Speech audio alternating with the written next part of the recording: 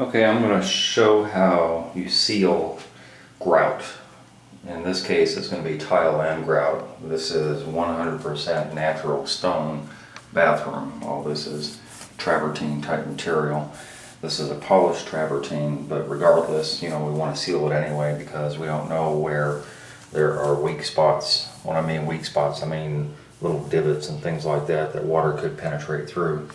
In addition to all of this trim is, although it has a little polish on it, we want to be sure that no water ever penetrates through. Soap dishes, all this stuff is very porous. This is tumbled marble. It's 4x4 tumbled marble. Just by virtue of the fact that it's tumbled marble alone makes it very, very porous. So in addition to all the grout, so there's a lot of grout lines that are about 1/8 of an inch, 3/16 or so thick, and because of all this grout and all this tumbled marble, we want to make sure that, especially around the perimeter, that's usually where water is going to penetrate or egress. In fact, sometimes if you let your shower dry out, as I've done with this one for 4 or 5 days, you might see some discoloration on your grout. In this case, this is a very light tan color grout. If there was water on here, you would see a discoloration. It would be much darker. And so any grout that you have in your shower, if it's darker around the perimeter, more than likely you have a very wet shower pan.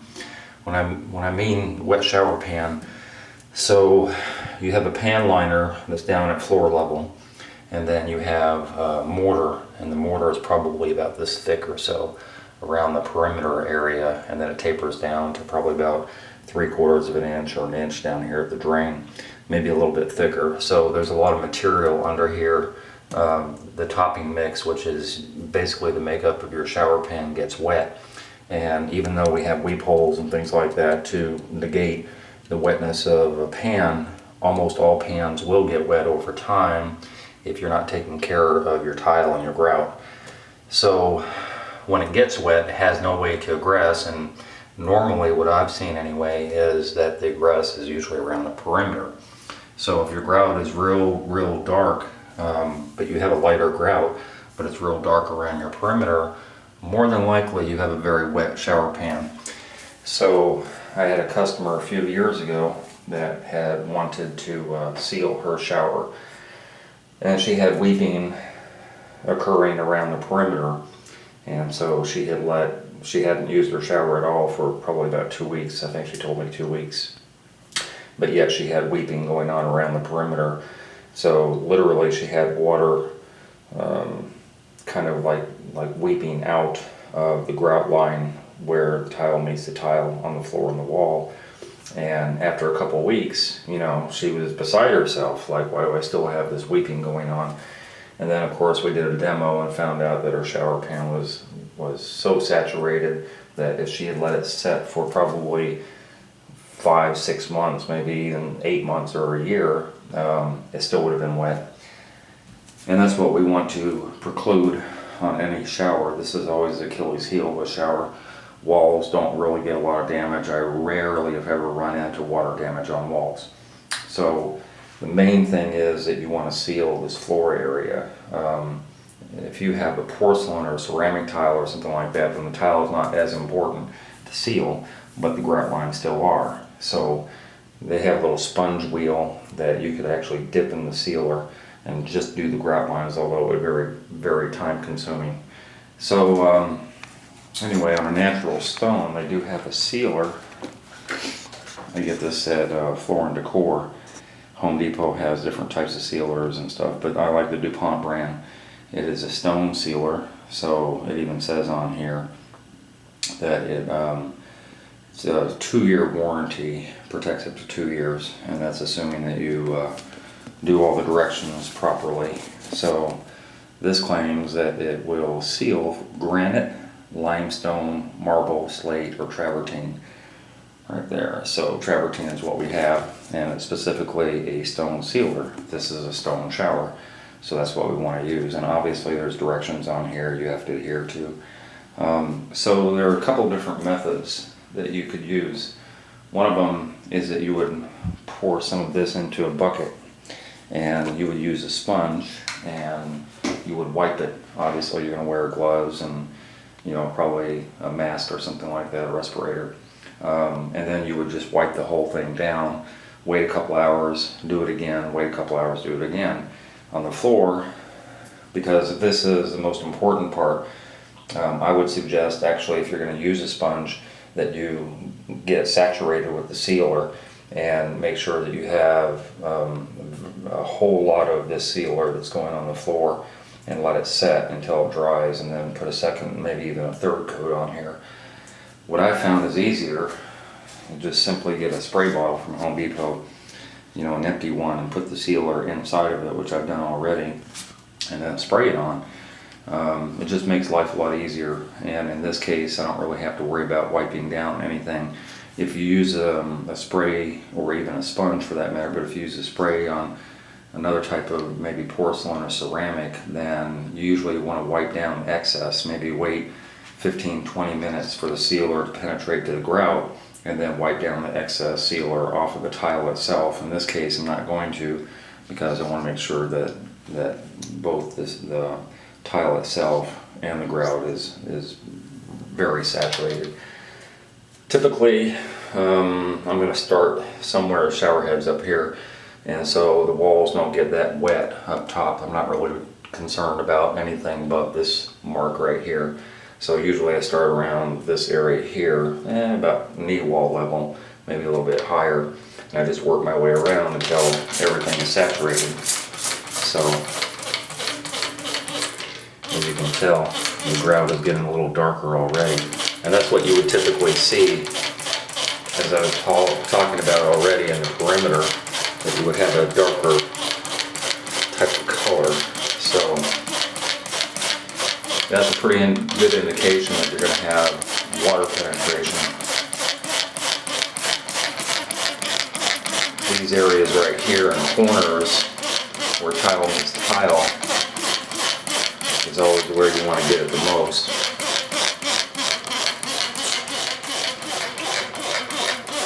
And the corners of the shower, of course.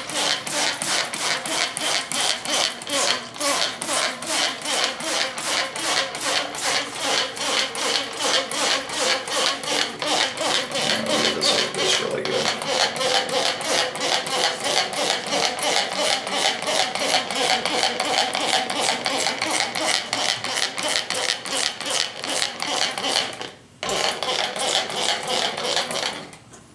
See how much darker that is. So if you had water saturation in there, that's about the color that you're going to be seeing, is this darker color, and that's what I was talking about.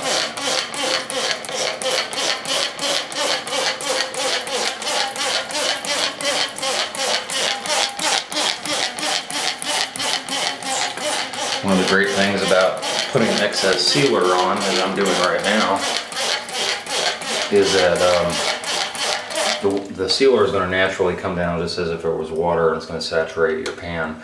And so, you'll have a lot less to spray on once you get to the bottom, because you're going to leave all this excess onto the pan itself.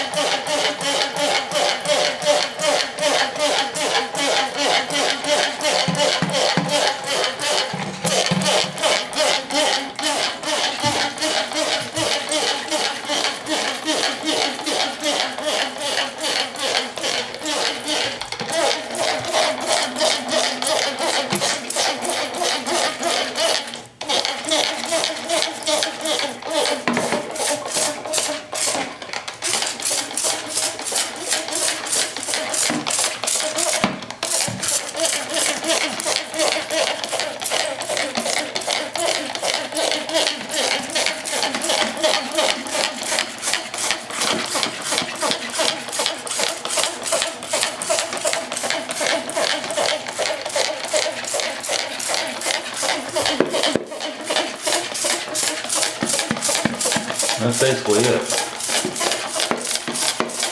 Kind of crazy that I'm doing a video of spraying on this liquid because there's really nothing to it except the process of applying this stuff. The other things you need to know obviously is that you want to clean your shower very thoroughly. So as I did in this case, I think it was about 5 days ago, I thoroughly cleaned all the walls and I thoroughly cleaned all the floor area. Made sure there's no particles of dirt or any type of soap residue or anything like that on the tile. And because I introduced water into it at that point, I let it dry out. I actually put a fan on it for the last 4 days. And I obviously saw after the first day that I didn't have any of that weeping going through. I think this shower was built a year ago. And as a rule, about once a year, especially with natural stone, is when you want to seal this stuff. Even though the label just showed 2-year warranty, it's better safe than sorry, because you don't know what 2 years means. If the shower is used, 8 times a day, obviously that 2 years would be cut down. So this is one of those maintenance things that if you have the best contractor out there build your shower, and he uses the best material possible, and he does your shower construction in just the right fashion that you see on the internet, and oh yeah, that's perfect, that's what I like, the Curtis fluter, I like this, I like Redgar, blah blah, and all the stuff is done right, but then you negate not doing the maintenance right, then all that other work really doesn't matter. This is the most important thing. Obviously there are different ways to build a shower, and sometimes I have controversy with other tile setters saying, well, the curb should be made out of concrete, and this should be done, and that should be done. Well, you could do all those things and still have water penetration through your tile. If the tile isn't done right, if the maintenance isn't done right, the caulking, the sealing, all the stuff that matters isn't done right, on the surface, then everything below it is irrelevant. So the most important thing is what you do, not what the contractor does. What you do is due diligence on making sure that water never gets into your grout lines to begin with, right? So if you do this, and as I said, annually, whether you think it needs it or not, then you've already taken steps toward making your shower last a long time. Rather than have issues, pop up in a year or 2 or 3 or 4 years or 5 years down the road, you end up with a saturated shower pan, and your tile stop popping up, and the sand mortar mix turns back to sand, and then you've got an issue, and you think your contractor did a crappy job, but yet you didn't do anything to take care of your shower afterward. You can't really blame the contractor. So this is why it's so pertinent to make sure that you seal everything, especially something like this that's all stone. And that's basically the sealing process. So what I'm going to do is let this set, let it soak in. I'm not going to put a fan on it. I'm going to let it dry naturally. Probably take, 2 or 3 hours for it to dry. Once that happens, I'm going to fill that bottle up, and I'm going to repeat this process a second time. And then there's a cure time, I believe, on the label here. I believe I was reading yesterday where the cure time was 24 hours.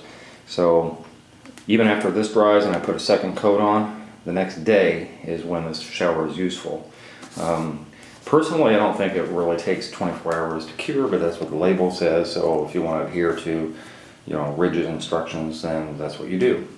And that's it. That's all I can possibly tell you about sealing process. It's fairly easy, as you just saw. Just make sure you do it. Make sure that this is done on an annual basis, and you will ensure the life of your shower.